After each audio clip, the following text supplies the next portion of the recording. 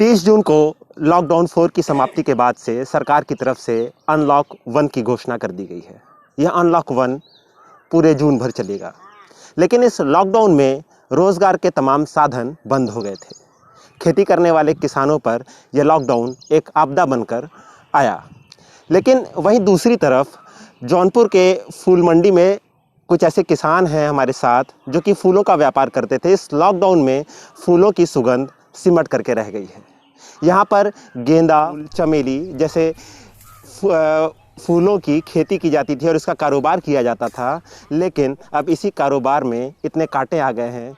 हमारे साथ यहाँ के ये किसान मौजूद हैं, इनसे बात करेंगे और जानेंगे कि पूरे लॉकडाउन में कैसे ये कारोबार ठंडा पड़ा रहा, कैसे रोजगार के साधन बंद हो गए। सिर्फ इसी खेती के आश्रित ये पूरा परिवार रहता था, लेकिन इस लॉकडाउन में इनकी कमाई कैसे हुई।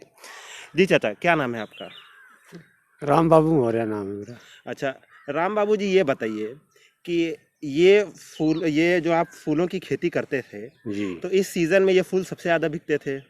शादी ब्याह से लेकर के तमाम तरह के कार्यक्रम आयोजित होते थे, धार्मिक स्थल खुले रहते जी थे। जी जी तो जब इस लॉकडाउन में बाजार बंद हो गया जी, तो आपका ये कारोबार कैसा था?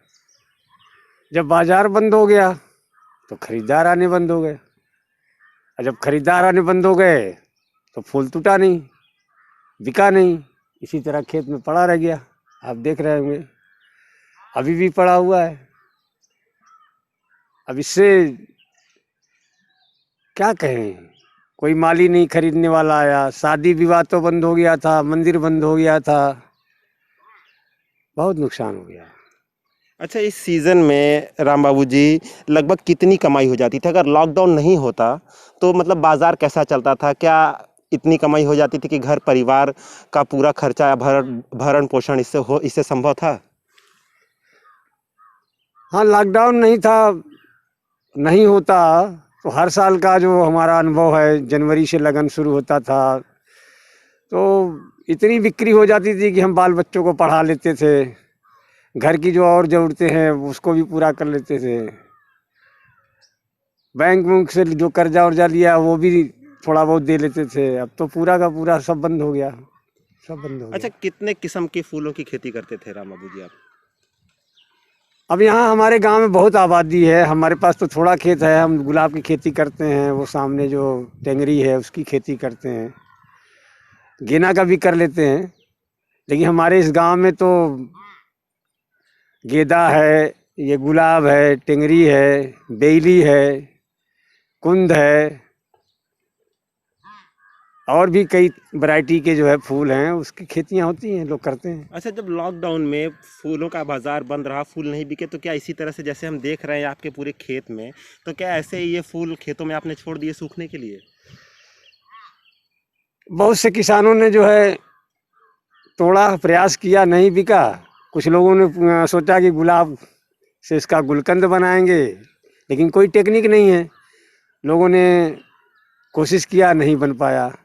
अच्छा, कोशिश बहुत की पहले गई यहाँ थी। पर आते थे कुछ लोग जो है वो गुलाब से गुलाब जल बनाते थे, चौड़ा जल बनाते थे, वो आना बंद कर गए। तो कुछ नहीं, उसका कोई उपयोग नहीं हो पाया, न गुलकंद बन पाया, न गुलाब जल बन पाया, कुछ नहीं हो पाया।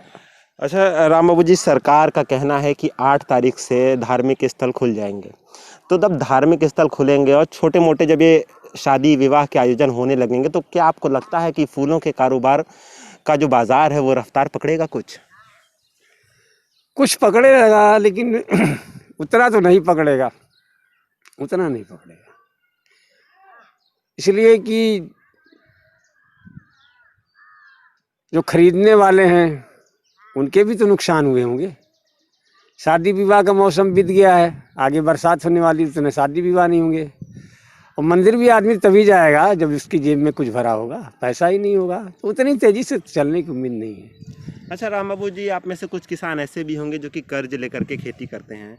तो जब लॉकडाउन में कमाई होगी नहीं, तो अगली बार जब ये फूल तैयार करेंगे आप, तो उसके लिए धन का इंतज़ाम कैसे करेंगे, कैसे प्रबंध करेंगे?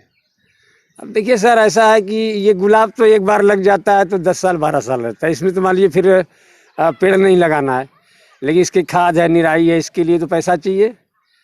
तो उसके लिए जो है बैंक नहीं अड़ोसी पड़ोसी साहूकार से लिया जाएगा, लेते हैं, उससे काम चलाते हैं। बैंक की कोई ऐसी योजना नहीं है कि जिनसे सीधे किसानों को हमारे लाभ हुआ हो। अभी कुछ दिन पहले वो लेखपाल साहब आए थे, बैंक के मैनेजर आए थे, ये किसान क्रेडिट कार्ड बनेगा। ठीक लॉकडाउन से पहले कैंप लगा, यहाँ से लोगों का फार्म भर के गया कि क्रेडिट कार्ड मिलेगा।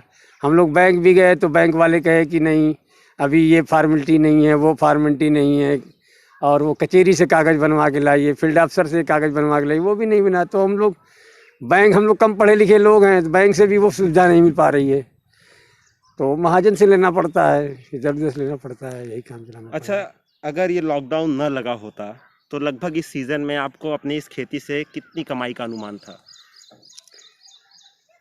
अब इस खेती से हमारे परिवार को कम से कम 30 से 35 हज़ार रुपया मिलते हैं। पूरी हमारे परिवार को इतने खेती में से 30 से 35 हज़ार रुपया मिलते। कम से कम 30-35 दिन तो जो लॉकडाउन ये गया है, तो इसमें नवरात्र भी बीत गया, शादी विवाह का मौसम भी बीत गया। कि शादी विवाह का मौसम होता, नवरात्र होता, तो किसी दिन 1000 रुपया, किसी दिन 2000 रुपया, किसी दिन 100 रुपया, क्योंकि कच्चा माना है सर ना, तो जैसा मांग रहता सब बिकता, लेकिन 30-35 हज़ार रुपया हमारे परिवार को मिलता। अब ऐसे 30 पैसा भी नहीं मिला, सब पड़ा हुआ थे। लागत पूंजी डूब गई। लागत पूंजी सब डूब गई, लागत पूंजी सारी डूब गई। तब आगे कैसे करेंगे आप राम बाबू जी? अब आगे के लिए क्या करें, अब देखते हैं, परिस्थितियां हैं। सरकार से आशा उम्मीद करेंगे कि सरकार किसानों की तरफ ध्यान दे। अपने जो है उद्यान अधिकारी हैं, कृषि अधिकारी हैं, बैंक के अधिकारी हैं, उनको भेजें, देखें, क्योंकि हम किसान हैं। हमारा अगर सरकार समझती है कि हम जिंदा रहेंगे तो देश के लिए कुछ करेंगे, तो उनको सोचना चाहिए कि हमारा भी कोई योगदान देश के लिए है, हम जिंदा रहें। तो सरकार को सोचना है, हमें परिवार जिंदा रहना है, तो हम भी देखेंगे कहाँ से कैसे मिल जाएगा। अब क्या बताएं सर, जिस तरह की परेशानी, इस परेशानी में रोने के अलावा तो और कुछ दिख नहीं रहा है। कैसे होगा, क्या होगा, भगवान जाने। तो ये थे हमारे साथ राम बाबू मौर्य, पेशे से फूलों की खेती करते हैं और विगत कई वर्षों से, या यूं कह लें तो पुश्तैनी कारोबार है इनका ये फूलों का। इस लॉकडाउन में जो ये पीक सीज़न होता है फूलों की बिक्री का, धार्मिक स्थलों पे ये फूल बिकते हैं, शादी विवाह के आयोजनों में इनका उपयोग किया जाता है, लेकिन लॉकडाउन के कारण ये बाज़ार पूरी तरह से ठंडा पड़ गया। फूलों की जो सुगंध थी वो इस बार बिखरी नहीं, और इस कारोबार में इनकी राह में कांटे ही कांटे सामने आए।